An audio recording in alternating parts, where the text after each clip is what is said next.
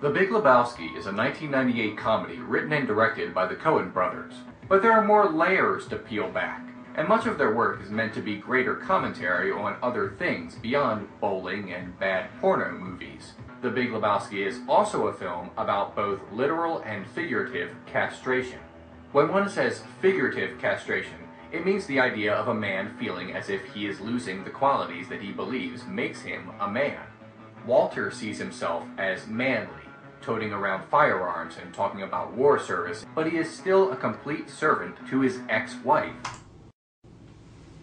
Is The Big Lebowski a masterpiece? After premiering in 1998, this Coen Brothers comedy has gone from underground art house film to cult classic status. Growing a big following over the years, particularly with college students, The Big Lebowski has sparked memes, books, hell, even conventions based on the bizarre circumstances surrounding Jeffrey Lebowski. Dude.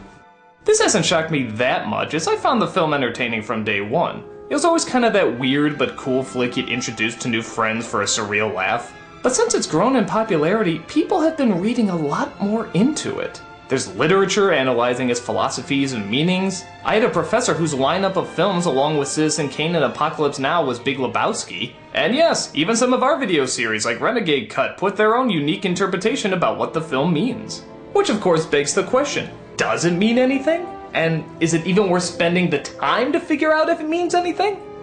The story about a lazy unemployed bowler who gets mixed up in a kidnapping plot sounds like it has a lot going on. He has a psychotic Vietnam vet for a friend, a crazy competitor named Jesus, an artist who has randomly selected him to be the sperm daddy of her child, her father who's a millionaire with the same name who wants him to go after his kidnapped wife who's half his age, the German nihilist who kidnapped her, the head of a pornographic industry, a whole bunch of crazy ass characters. And what does this all add up to? Pretty much nothing. Yeah, most people either have like a lesson, a moral, a story arc, something that the character goes through to show some kind of change. But here, stuff just kind of happens and then it just kind of stops. But to the film's credit, that's where a lot of the surreal comedy comes in. Oh, don't get me wrong, there's other funny things in the movie, like the dream sequences, the blow-ups, conversations that seem more focused on wasting time rather than furthering anything. But what makes this movie stand out from other movies is that you're waiting to see what it's all adding up to, and it's never really revealed. We've seen other films that have been declared a giant waste of time, but why is it everyone says this one is so good? What did this film do different that those other films couldn't? Well, to help figure out that distinction, I decided to compare it to another Coen Brothers film that pretty much seems to be about nothing, Burn After Reading. This film is very similar in that it has a lot of big events and a lot of big characters, but ultimately adds up to very little. So why is Big Lebowski remembered and celebrated more than this? Well, for one, everything builds on top of each other and are connected in Burn After Reading, even if it's building up to the punchline that nobody learns anything because there's probably nothing to learn. What do we learn, Palmer? I guess we learned not to do it again. Yes, sir. I'm fucked if I know what we did. But in Big Lebowski, so many things could have been cut from the movie, and it wouldn't have affected anything important to the structure. The fantasies could have been cut. That talk with the cop could have been cut. Donnie's death could have been cut. Half the conversations? Good lord! The first one among the friends could be told in 2 lines. I think that guy with the same name as you should replace your rug. You're right! And that's it! This scene could have been over in a couple seconds. But look how long it takes them to get around to that. So this was a value dog. What side they run together, dude? My rug. Were you listening to the dude's story, Donnie? Walter. Were you listening to the dude's story? I was bowling. So you have no frame of reference here, Donnie. You're like a child who wanders into the middle of a movie and wants to know... Walter, what's the point, man? There's no reason. Here's my point, dude. There's no fucking reason why these... Yeah, Walter, what's your point? Huh? It's not even a matter of ending the conversation as friggin' starting the conversation. Even the narrator doesn't seem to really know what he's talking about at the very beginning. Sometimes there's a man, I won't say a hero, because what's a hero? But sometimes there's a man, and I'm talking about the dude here. But sometimes there's a man, sometimes there's a man. Wow, lost my train of thought here. That's setting the film's tone, and even he kinda doesn't give a shit. Ah, hell, I done introduced him enough. Another big difference is that in Burn After Reading, while it is a complicated plot, we do see, or at least hear, what happens to every story that is begun. They all have some sort of conclusion. With Big Lebowski, a lot of these have no resolution. Whatever happened to the kid who stole the car? Why'd he steal the car to begin with? Does the dude ever get his rug back? What happens with Maude and trying to get pregnant? Did Bunny ever pay back Jackie Treehorn? And if not, where does that go? Are they ever gonna do another bowling tournament that was built up so much but then randomly dropped by Walter's religious day of rest? Shabbos! The list goes on. So, in a way, Big Lebowski is more unique because unlike Burn After Reading, where the payoff is building up to nothing, this one doesn't even fully have the build-up. Half the situations just stop before they can even start to really get going. In most other narratives, this would be seen as very sloppy storytelling. And there's definitely critics out there that say it is here too. I just thought they were so obviously written, particularly Jeff Bridges' character, as this dude type. But for others, what makes these strange situations that just sort of start and stop at random so interesting is the reactions from the dude.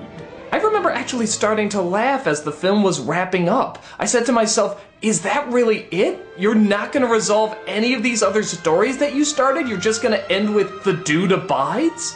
Well, the dude abides. But then, when I looked at the whole thing, that did seem to make the most sense. It doesn't matter to us what happens in all these other situations because it doesn't matter to him. To a lot of people, in a strange way, the dude is sort of the perfect balance of living a happy life. I know that sounds strange, but like I said, there's books written about this. But really think about it. He doesn't ignore everything that's going on around him. He gets angry, he gets involved, he fights back, and hell, he doesn't want to see someone die because of him. They're gonna kill that poor woman, man. The fuck are you talking about? But at the same time, his goal seems to be just live comfortably with his own needs, even if those needs are just of a lazy, jobless bum. He clearly doesn't care what people think of him. I mean, I don't know how many people would have a picture of Nixon bowling or proclaim how much they hate the Eagles. I had a rough night and I hate the fucking Eagles, man. Yeah, you throw that asshole out of your cab, fucking Eagle hater.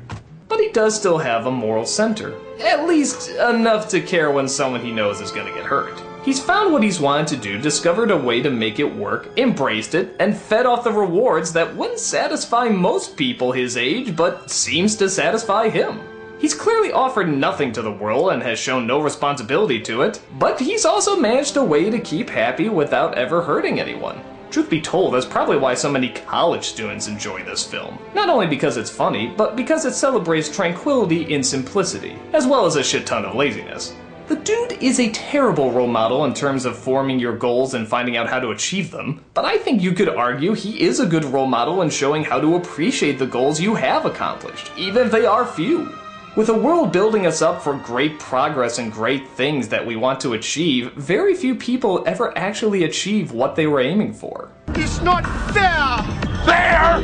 Who's the fucking nihilist around here, you bunch of fucking crybabies? So here's a character that obviously set his goals and standards pretty low. He is pathetic, he is a loser, but at least he's content with that. And that seems to be the glue that keeps the movie afloat. Like I said before, you can take out so many of the strange elements in this story and it wouldn't really affect much, but what you can take out is the dude himself. His reactions is what holds it together. How he accepts, challenges, or doesn't even acknowledge the problems that are put before him.